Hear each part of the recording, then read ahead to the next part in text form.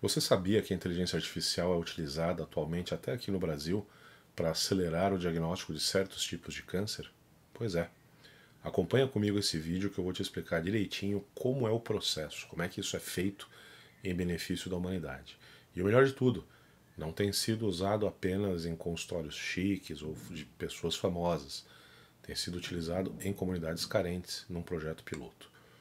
Primeiro vamos entender um pouquinho como é que a inteligência artificial faz isso. Vamos começar pensando num câncer de pele. Então, o câncer de pele, basicamente, ele é uma alteração, um crescimento anormal de células, e ele pode ser identificado quando um médico, um dermatologista, pelo menos era o que se fazia até então, observasse uma lesão de natureza suspeita.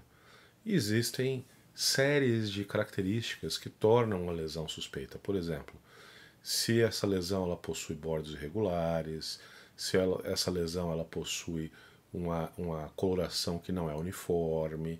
Então existem algumas características que levam à suspeita alta de que aquela lesão consiste num câncer de pele.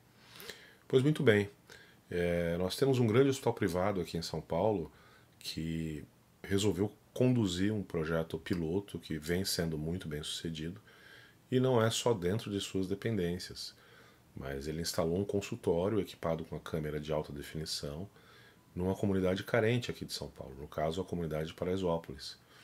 Então o paciente ele entra, conduzido por alguém do time da equipe de saúde, e a sua face, então, ela é lida, ela é fotografada por essa câmera de alta definição num local com a iluminação adequada.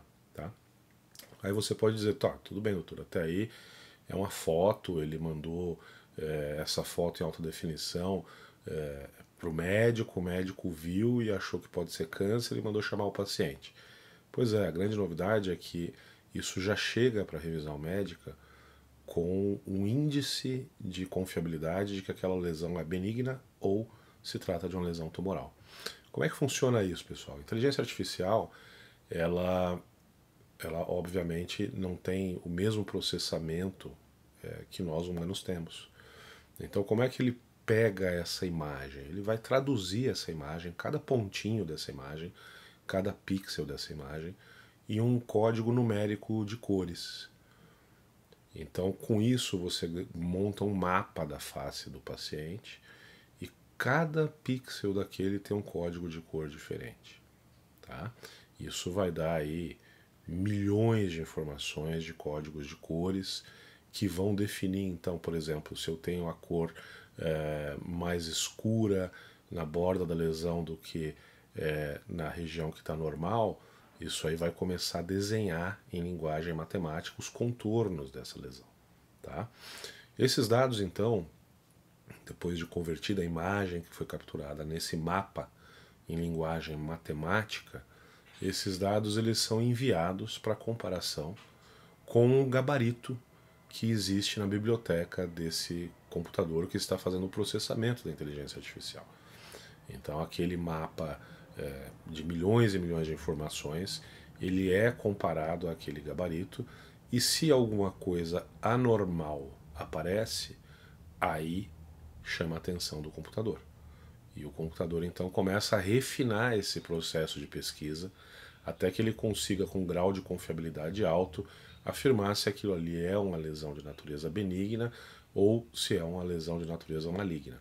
Uma vez então que seja feita essa identificação, o computador ele monta um texto padrão, como a gente faz aí no chat GPT, dizendo, olha, isso aqui pode ser uma lesão de natureza maligna, você precisa procurar o seu médico.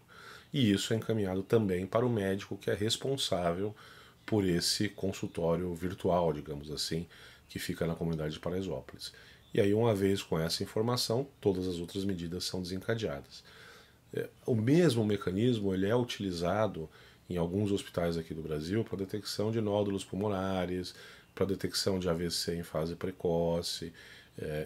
Você alimenta o computador com aquela imagem de ressonância magnética ou de tomografia e, de novo, aquilo ali automaticamente é convertido num mapa numérico, num mapa matemático, e aí isso vai para processamento e esse processamento compara esse mapa com o gabarito. E aí, uma vez que se identifique alguma coisa normal, aquilo ali é classificado e enviado então para o médico radiologista, por exemplo, fazer a revisão final e aceitar ou rejeitar o diagnóstico que foi feito pela inteligência artificial e liberar então o exame. Veja, uma etapa crucial aí é o aprendizado. Então, como é que o computador ele vai entender que aquela imagem que está no gabarito ela é verdadeira ou falsa? Então, existe uma fase durante a implantação dos processos de inteligência artificial para diagnóstico médico, aonde a gente utiliza um banco de dados já conhecido. Então, por exemplo, eu pego uma tomografia de um tumor cerebral e eu sei que tem um tumor cerebral, sei a localização dele, converto isso em mapa de informação matemática e aí eu coloco isso para rodar na máquina, né? E aí a máquina ela vai identificar e comparar com aquele banco de dados e aí eu vou validar isso, ou seja, eu vou dizer, olha, você fez o diagnóstico correto. Por quê? Porque eu já sei o diagnóstico daquilo ali. Não é? Então esse banco de dados a gente chama de banco de dados de treinamento. E isso é feito durante a fase de aprendizado, de programação da linguagem computadorizada da inteligência artificial. Para quê? Para aumentar o grau de confiabilidade, o grau de certeza que a gente vai ter com a utilização daquilo ali. Tá legal? Isso já é utilizado em hospitais grandes, como Beneficência Portuguesa, Hospital Israelita Albert Einstein aqui em São Paulo, mas isso está sendo levado também para comunidades carentes. Espero que você tenha entendido um pouquinho dessa aplicação aí, que agora apareceu no noticiário, né? Apareceu um artigo ontem no jornal, justamente sobre a utilização de inteligência artificial para diagnóstico precoce de câncer. Tá vendo como não é um bicho de sete cabeças? É isso. Só basta a gente entender as coisas para o medo sumir. Então, pessoal, não tenham medo. Não tenham medo da inteligência artificial. Ela veio aí para ajudar. A gente só precisa programar e projetá-la direitinho. Ok? Viva a sua vida ao máximo. Seja inteligente.